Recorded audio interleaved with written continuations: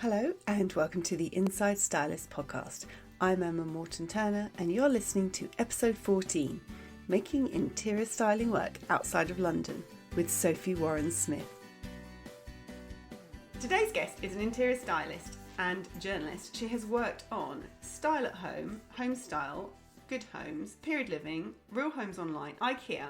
Today's guest is Sophie Warren-Smith. Hi Sophie. Hello. Thank you for letting me come to your house. It's beautiful, really beautiful. And we're in the pink room today. So you don't live in London, you live outside of London. Actually, I'm not going to start there. I'm going to start with how we met. Do you remember when we met? I was asked to come and cover your maternity leave, which was quite a few years ago. Yeah. 15? Bo is 14 so yeah, years ago. So probably about 15 years ago, you covered my maternity leave on Woman and Home. So we've known each other a long time. It flies, doesn't it? Definitely. And before that, I had also covered another one. Flies by. It's really interesting how you make connections with people really on in your career, and then you still have them in your life so long kind of afterwards. It's like I use the word incestuous, but it's not. It's like a friendly.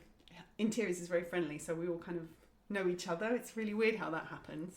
I think one of the things that people should always remember, and I think someone also told me this many years ago, is that be careful who you tread on on the way up, because you might meet them on the way down or in another avenue somewhere. That's so and true. It is so true, because people that we've worked with at Woman and Home who were maybe just assisting or just an assistant editor or a junior who are now editors, and if you've got good connections with them that you made years ago, you know, it can really help you later on. Yeah, that's massive. You should always treat people how you expect to be treated. I live my life like that, actually. Two examples have come to mind. One, when I went freelance, I had an assistant I had someone who was assisting me. She's now running the homes department on You magazine, so essentially could hire me. So it's kind of like if you treat them well when they're your assistant. The other is, before I was on Woman and Home, I did a shoot. I did quite a lot of shoots on homes and ideas, and the photographer was really, quite shitty, if I'm completely honest.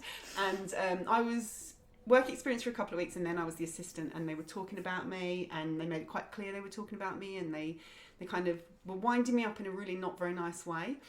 And when I was the home editor on Woman and Home, that photographer came in and showed me their book. And I just thought, not hope in hell. You don't forget, so, you know, and it just pays to be nice all the time and work really hard and make good impressions. Yeah, exactly.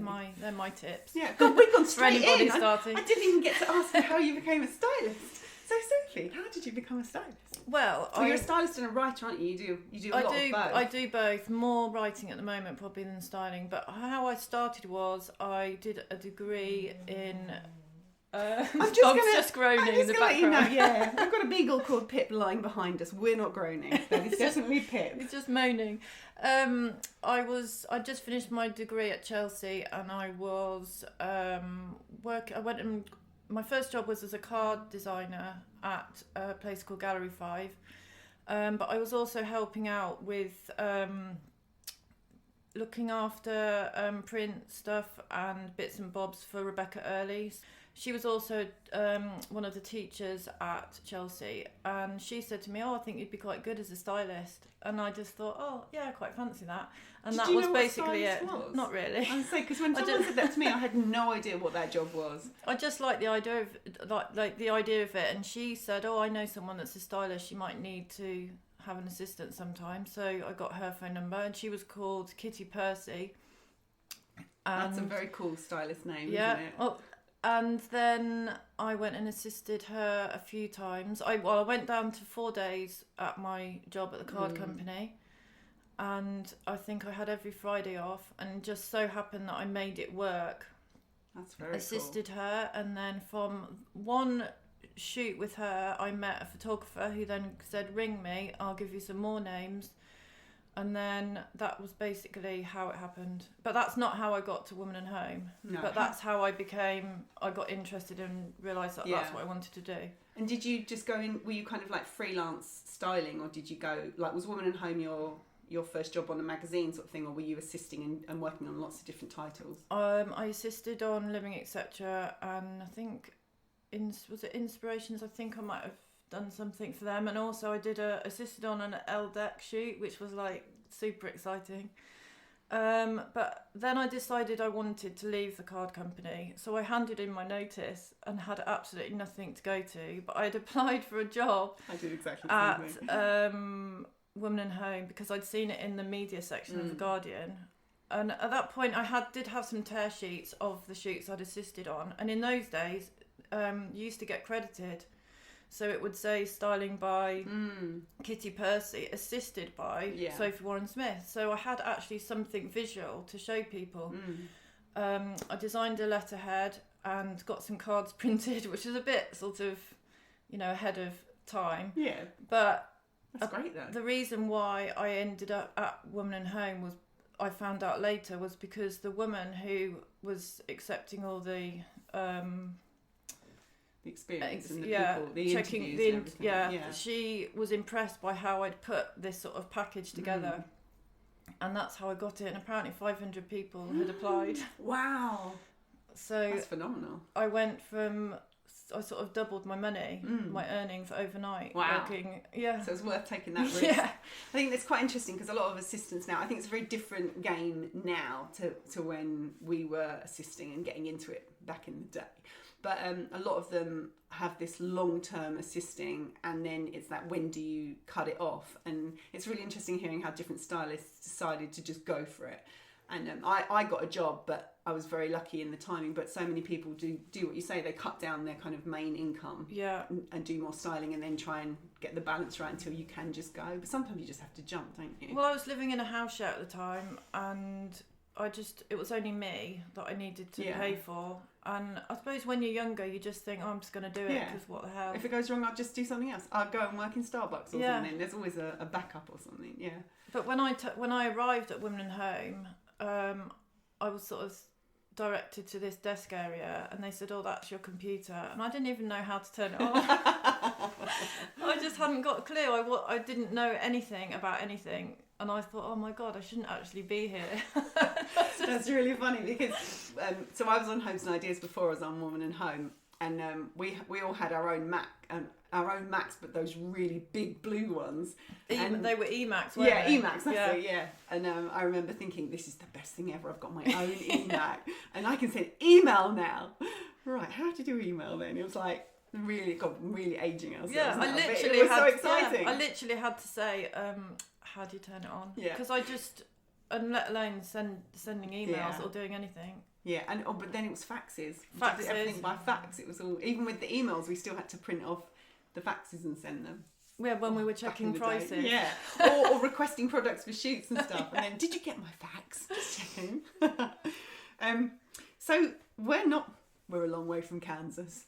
We're nowhere near London, are we? We are in West Yorkshire. I'm checking that because I've had to check it 3 times. We're in West Yorkshire. You left London. So how long ago did you leave London? About 13 years ago I left London, but I didn't come up here straight away. I went back to my hometown of Rugby, pregnant. And then I left. Just add married. Married. I was married. Like you got pregnant. You had to go home. It was all going wrong. No, married and pregnant. I was married and pregnant, and I was there for about 4 years, and then I decided to become unmarried, and moved up here 8 years ago. I think that's just about. So you've been outside of London for quite a while, but I kind of am really interested in how you've made it work, because you're still really busy and you have a lot of work, but outside of London, and I think it'd be really interesting for people to hear how you make that happen. I think because I'd lived in London for probably about 10 years, I made all the contacts then, and so it didn't actually matter that I had moved, because it was just a distance thing, and you do it all online anyway. Yeah, so you do kind of more writing and styling now. Yeah, it was a lot more writing based when I moved, and I was doing a lot of supplements, sending images by post before WeTransfer came along and changed our lives. And then I actually got more work once I left London. Wow. Than before. I don't really know why. Yeah, but when I was in London, do you think it was where you'd built your name up and you were then like you became the go-to person for this type of feature or that type of feature, and maybe and they knew that they'd get a good job from you, so they just had you. And I'd like to think that. But when I was in London, I did do sort of periods when I was in-house, so maybe that was probably more of my bulk. And made lots of contacts. Yeah, because I was good contacts. I did stints on Ideal Home and BBC Good Homes when it was at BBC, and Woman and Home again, which we were saying earlier, but even though I don't actually know why I was there. I can't remember, which is really bad, but I think I might have had baby brain. I'm going to leave it on baby brain. That after, so I'd come back from, so Sophie's covered my maternity leave with Beau, and then there was a time afterwards. We think it's when I was Charlotte pregnant. Broke her leg. Was it when Charlotte broke her leg and we needed an extra pair of, I can't remember. Or maybe it was Christmas. Maybe it was. It could have been. It might have been Christmas because it Christmas was. Shoots were huge. It was when I was pregnant, which would tie in with sort of July time, June, July. Yeah, so maybe it was a Christmas. So it was you, me, Charlotte, and Wendy in the Thames team. Yeah, that's like a whole hub. That's like a whole magazine these days. But we were talking earlier about jobs that go wrong. Everyone has jobs that have been ended in disaster or have had elements of disaster in them. Can you tell any stories of things that have gone wrong? Go on, tell me nothing's ever gone wrong for you. When I was at Woman and Home, I remember doing a shoot with Charlotte, and it was for summer furniture or something like that in a location house, and it was raining, but we needed to shoot a scene outside, so we had to even out the sort of the paving area to stop it looking so patchy, so we had to just brush it, so it the camera didn't pick up on the fact that it was wet for some reason, and then looked the same colour, to kind of keep an even feel. And then I remember, I think we took one last shot of the table, and then the table collapsed. I hope Charlotte remembers that, because I do. And then there was a time when I actually did a shoot for Sunday Express S magazine. My first shoot for them after I'd been freelance. I've just come back from freelancing again after maternity. Not yours, I don't think. But the furniture never turned up to the shoot, and it was all. It was a designer furniture based shoot, and I would ask for loads of stuff from Selfridges, and nothing came. Nightmare. So what did you do? I just had to shoot without. I think one chair came. Yeah, so you had to work around it. I had to make up a bed from a mattress. Do you make know it look like it was a real bed, and it wasn't. I remember having done this quite a lot when you get sent beds and they've been on a number of shoots previous to you getting hold of them, and they'd have no slats. So they send you this bed frame with no slats and a mattress, and we'd always have to put like 4 crates underneath the bed and then hide the crates underneath. Yeah, so fake beds, I think, is a speciality of most stylists. That was definitely a scary moment because it was my first shoot for them, and I was on my own. It was just me and a photographer, no assistants or anything. Yeah, that's quite a full-on shoot on your own. But we pulled it off, and it was fine. I don't think I told them. No, and they didn't even notice. They didn't notice, fine. And they gave me another job after that, so that was okay. So, what kind of jobs do you like doing now? At the moment, I'm doing shopping pages. Some supplements would be quite good. I'd like to do some of them for Christmas. And I'm looking for houses for shoots. You shoot lots of houses, don't you? You're kind of in a really good position up here because you're far enough away that it's not if we come from London or even South London, I just said South London, didn't I? If you come from South London, it's a real trek. It's good. I mean, I came up by train and it took 2.5 hours once I was in London. So you're kind of really well situated to shoot the houses that are up here. You kind of have a 2-hour radius. I think a 2-hour radius is quite good because it means I can cover Manchester, sort of Derbyshire, York. I've been to Preston. I've been to Durham. There's loads, massive area I can cover because I'm near the M62 and the M1. Yeah. So a lot of the magazines. There's no one. I don't know anyone who's really this far up. So a lot of the magazines will use me as the stylist up here because I can style and write it. Then they don't have to send anybody out and and have the cost of all of that. Yeah. So it's quite a nice little niche up here. Yes. Very good. So we should talk about Instagram. because Sophie and I have obviously known each other for 14 odd years, and we've been friends all that time. We gather friends on our journey as being stylists and stuff. So we've known each other forever, and we bump into each other at launches and things when you came down.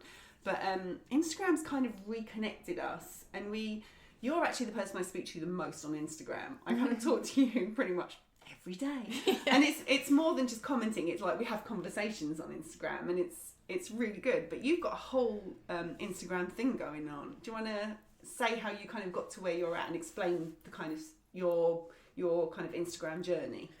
Well, for me, Instagram is just the perfect platform for me because it's so visual. I was quite an early adopter to Twitter, but struggled with the non-visual aspect of it. Even though you can put images on it, you have to go digging to see the images. But I was actually quite late to Instagram in terms, of some people. But then about 18 months ago, I did Sarah Tasker, who is me and Orla on Instagram. I did her Insta retreat, and basically it's just transformed my life in so many different ways. That sounds really naff, but it has. That's really interesting. How would you say it's transformed your life? How has it affected you? I think I was kind of a bit bored creatively, and it's opened up my eyes to whole new avenues. For a start, doing an online course. I'd never done one before, and I loved it. Explain that you do a lot of flowers on your Instagram feed. What's your I know what it is, but you can tell. Well, one of in Sarah's Insta retreat, the first week you look at your inspiration and you make a Pinterest board and of just things that you like we all do now. But it was more of like a find your personal thing. So maybe, what house you'd like to live in, or nice colours, or that kind of thing that you're drawn to visually. And mine was just all floral, and it completely took me by surprise. Really? What really did. It shouldn't have done. No, but it really did. You, what would you have thought it would have been?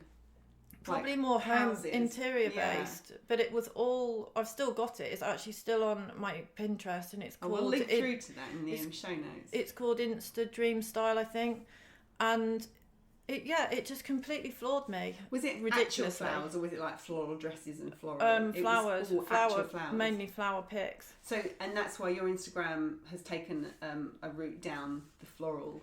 Yeah, because route. I was just doing normal, like early Instagram pics, of the dog, and half people and that kind of thing with dodgy Instagram filters. Like we all started off, and then it just really focused me. And I kind of developed my colours that I do now. And we're in your office recording this, and the wall is it's a really lovely pink, and it's really interesting being here, having seen your Instagram, going, oh, it's a different shade to how it looks on the screen. It's really interesting how it kind of feels like different, and you've got yellow downstairs. I know you've just painted a lot of the room white again, but you still got that yellow, and it's really interesting because I see it as Sophie yellow, Sophie pink, because it's a very distinctive shade. But funnily enough, on my Instagram, if you go into the stats on it, the pink is the most popular. Really? They're the most popular pics of all my feed. That's really interesting. So I can't ever get rid of that wall. I don't think you should. It's great. It's great. So yeah, that, and also just blogging. I'd had blogs before, but just found them quite dull. But realised that they can be used as a means to promoting other things. Yeah. So you have a blog? I have got a blog that's called Dahlia, which not many people know about. No, they do now. It's dahliaonline.co.uk, I think. And it's something that I find a little bit. I'm not quite found my feet with it yet, but I'm getting there. No. It's quite interesting how a lot of people kind of use Instagram as a kind of almost a long form comments becoming their blog platform, and it can push people through to. It's almost like because you do you do flowers on Instagram. It's almost like on your blog you could do flowers and something else, and when you want to do bedding or sofas or cushions or something, you still have that outlet. Yeah, because I think I am obviously an interior stylist and journalist, so I need to keep the interior side there. So whereas my Instagram is mainly floral, there is going to be a bit of a mix on the blog. Yeah, it's nice to have that. And bedding is really popular. Yeah. My bedding posts are one of the most popular posts on there, interestingly. Yeah. Flowers and bedding. Yeah. Very homely. Yeah. And you've been doing, you've teamed up with someone. We were just talking earlier about how you've teamed up with, I can't remember her name now, that's terrible, the flower competitions that you're doing. Yes, we're running a hashtag competition. Me and Andrea, who is Little Family London on Instagram, decided to run a hashtag competition because the weather had been so boring and dull, you know, after Christmas, and we all needed a bit of inspiration. So we decided to get inspiring people and get people creative again. And it's gone really well. And the hashtag is #spring_in_bloom. Yeah, and you were saying how it's been really, you've kind of taken the tack of not saying follow me, follow her, and then do this. You just kind of said use the hashtag and just tag us in so we know it's happening, and it's been really successful for you. Yeah, because a lot of people on Instagram, if they run competitions or whatever, they sort of say, oh, you must follow me and so, and we didn't want to be that sort of dictatorial. Yeah. So we decided to it's up to the people, the followers, if they want to follow us or not, and they just need to tag us in. Yeah, and they are following. And they are following, and they are tagging us in, and it's been really, really nice. We're on the 3rd week now, but we're having so many lovely comments, and people are really enjoying it. So I think we will run it seasonally. Yeah, I think it's a really good idea. It's really lovely, and I've been looking at the hashtags, and they're really happy. Yeah, they are really happy. Yeah, exactly. So I just wanted to talk a little bit about how we have been connecting recently, because as I mentioned, Sophie and I were chatting on Instagram, and we've kind of both got quite a lot going on. Obviously, I'm building Inside Stylist website, and Sophie is doing, which we haven't really talked about your course, have we? Let's talk about your course. Let's talk about that. I'll first talk about the accountability thing. So Sophie and I have basically started chatting to each other. No, not chatting to each other. That's not the right way of putting it. We found that we both have things we're trying to do, and we wanted accountability. So we thought, we're in the same world, it'd be really good for us to just chat or be each other's accountability partners. So the plan was to just call each other once a week, say what we're planning to do this week, have our goals, say what we're having problems with, kind of give each other ideas and stuff like that, which has been working really well. Yes. Except our quick accountability calls aren't quick. I think the reason why we started it was because when you are doing a paid job and you're given a deadline, you work to it because you're being paid.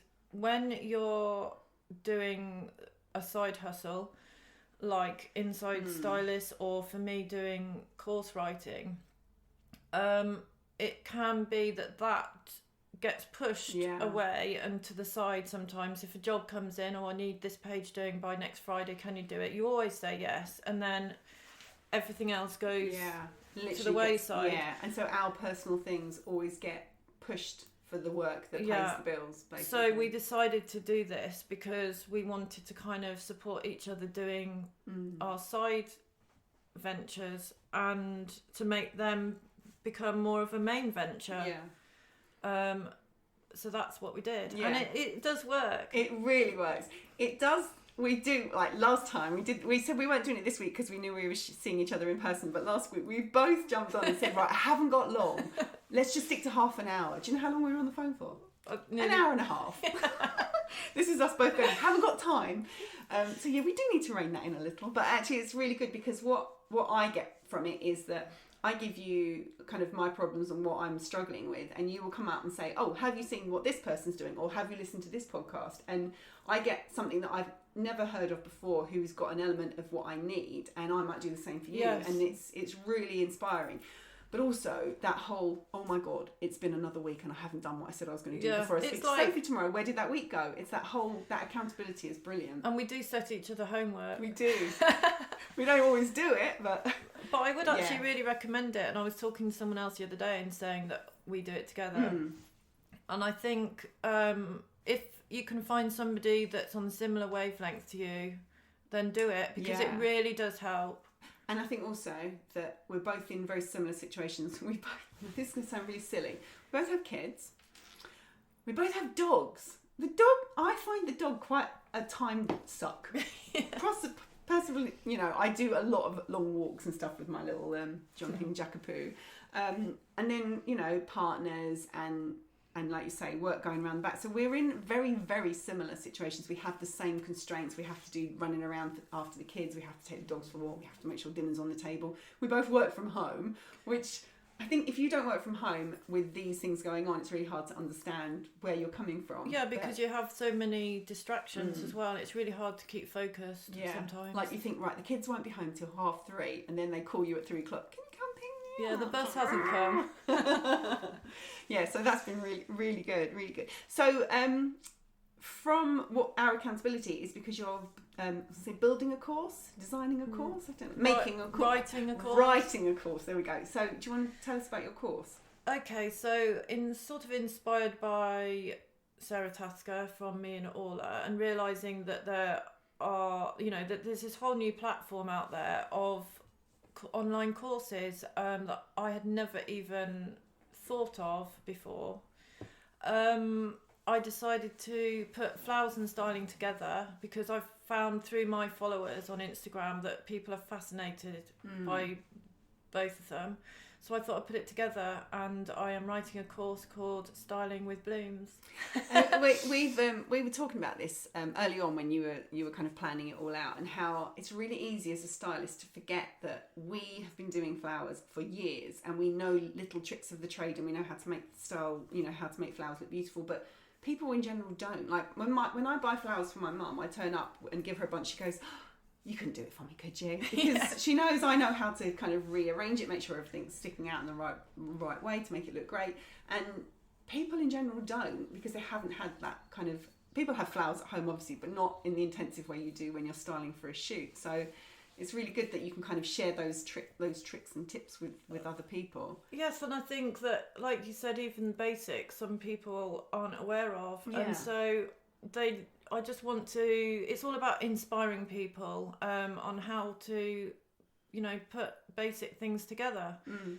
Because flowers make such a difference to your environment, and that is why we've always used them in shoots, because they literally are like the final finishing touch, and they add so much colour and texture and life really to shoots, and you can do it in your own house. Yeah, and we all love them. Exactly. And they make me so happy. Yeah.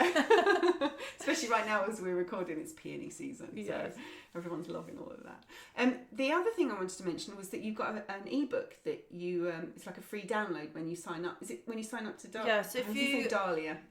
If you subscribe to Dahlia, you get a free ebook called Inspire with Blooms, and that is just like a short little book on sort of displaying them really, and also how to use different things like teapots, jam jars, that kind of thing. Just some inspiring ideas for this time of year. Yeah, it'd be really good for any assistants who are kind of just getting into styling to go get that. I'll put the link in the show notes so people can find where to download that, because it'd be really good to just, if you're kind of starting out, it's a good place to start. Yeah, definitely. Yeah, and stylists too. It's always good to look at the pink walls with the teapots. Yes. So that's really what's next for you, I suppose. The course, and that's going to be launching in June. The plan is for it to go on an early bird sale, I think on the 11th of June, and with a view to the first week will start on the 25th of June. Yeah, so I will put all the links to that out on the show notes as well, and give a shout out on Instagram, so if anyone forgets they can see what's happening then. 4 weeks, it's a 4-week course. Yeah, so I'm looking forward to that. I'm going to do it. Yeah, well, thank you very much, Sophie. It's absolute pleasure. Brilliant fun. We're going to go and talk some more now. We're going to have a cup of tea and actually speak face to face, which is brilliant fun. So thank you very much. Absolute pleasure. Thank you. Thanks for listening to the Inside Stylist podcast. Head over to Sophie's website, dahliaonline.co.uk. You can check out her Inspire with Blooms course and also sign up for her newsletters to receive her free ebook. So that's it for today. Until next time, bye for now.